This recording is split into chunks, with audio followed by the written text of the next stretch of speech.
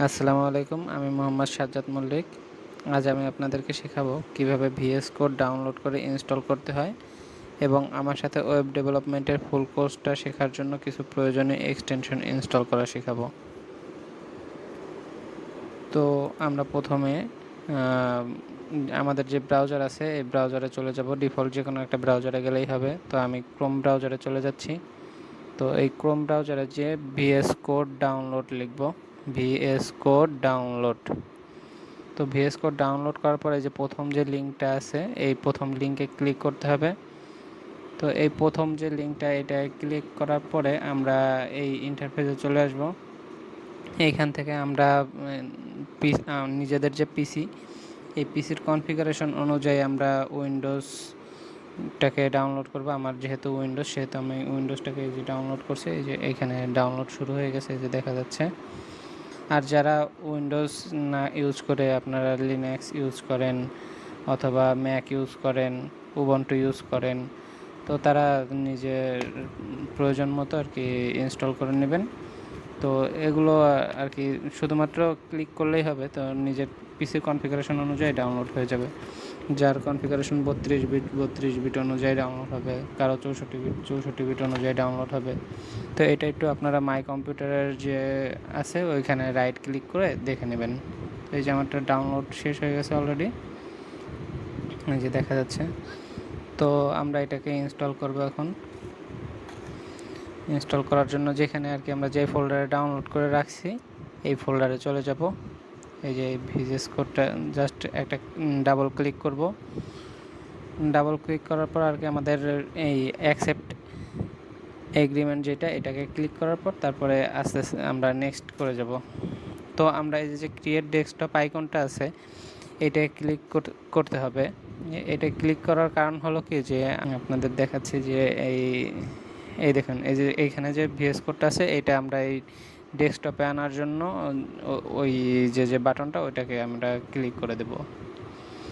তো আমি accept agreement দিয়ে আবার শুরু করলাম। তো নেক্সট করে যাব।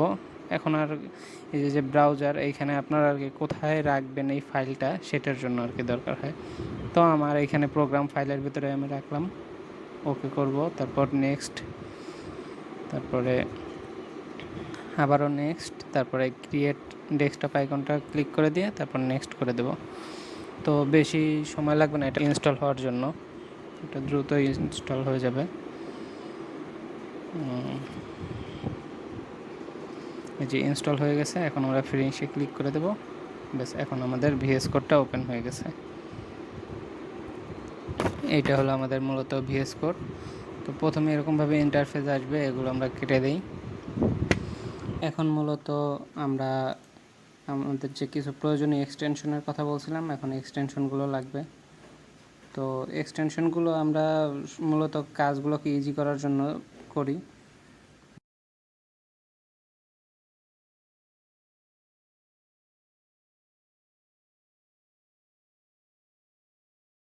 এখানে আমরা প্রথমে ইনস্টল করব অটো ক্লোজ ট্যাগ।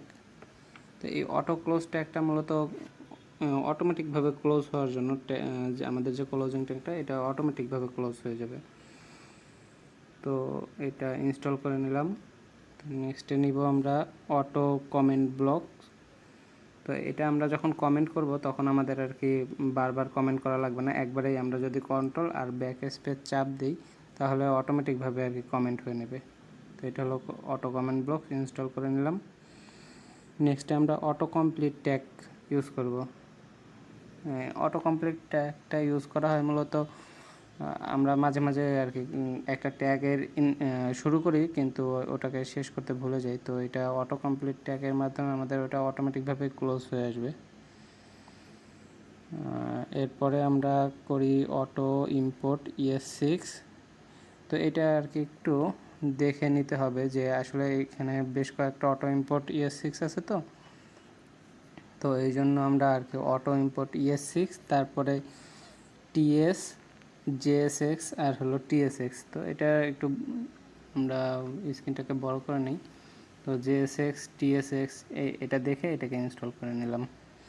তো এরপর আমরা করব অটো রিনেম ট্যাগ। তো এটা আমাদের আর কি একটু হায়ার লেভেল যখন করব তখন ইউজ করতে হবে। তখন আমরা দেখে নিব যে একটা ফাইলের রিনেম করলে তখন ওই ফাইলটা যেখানে যেখানে লেখা আছে ওইটা ডিরেক্টভাবে রিনেম হয়ে যায়। তো এটা আমার ইনস্টল করা হয়ে গেল। এরপর আজুরে রিপোজ যেটা আছে এটা আমাদের আর কি ইনস্টল করতে হবে। তো আমরা এখন আর কি আজুরে রিপোজটা ইনস্টল করব।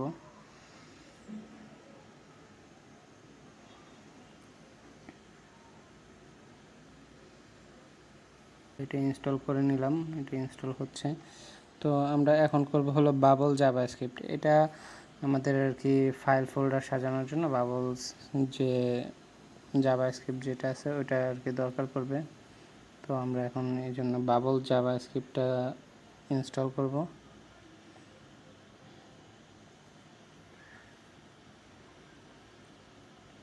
এই যে যেটা আসছে প্রথম দ্বিতীয়তে, এই দ্বিতীয়টা ইনস্টল করে নিলাম। এরপর কোড স্পেল চেকার যেটা, তো আমরা অনেক সময় স্পেলিংয়ে কিছুটা ভুল করি, তো ওই স্পেলিংগুলো আর কি কারেক্ট করার জন্য আমরা এই স্পেল চেকারটা ইউজ করি। ওই ইরোর যে ওয়ার্ডটা আসছে ওই ওয়ার্ডের উপর যখন আমরা মাউসের কার্সর রাখবো তখনই আমরা সঠিক ওয়ার্ডটা দেখতে পারবো।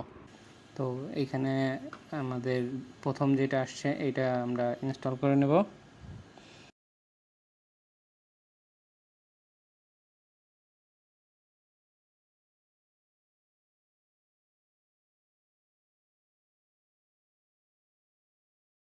আমরা যখন একটা কোড করি, এই কোডটা করা কতক্ষণ ধরে আমরা কোডটা করতেছি এইটা আর কি আমরা ভিএস কোডে দেখব যে ভিএস কোডে কত সময় ধরে আমরা কোডটা করতেছি।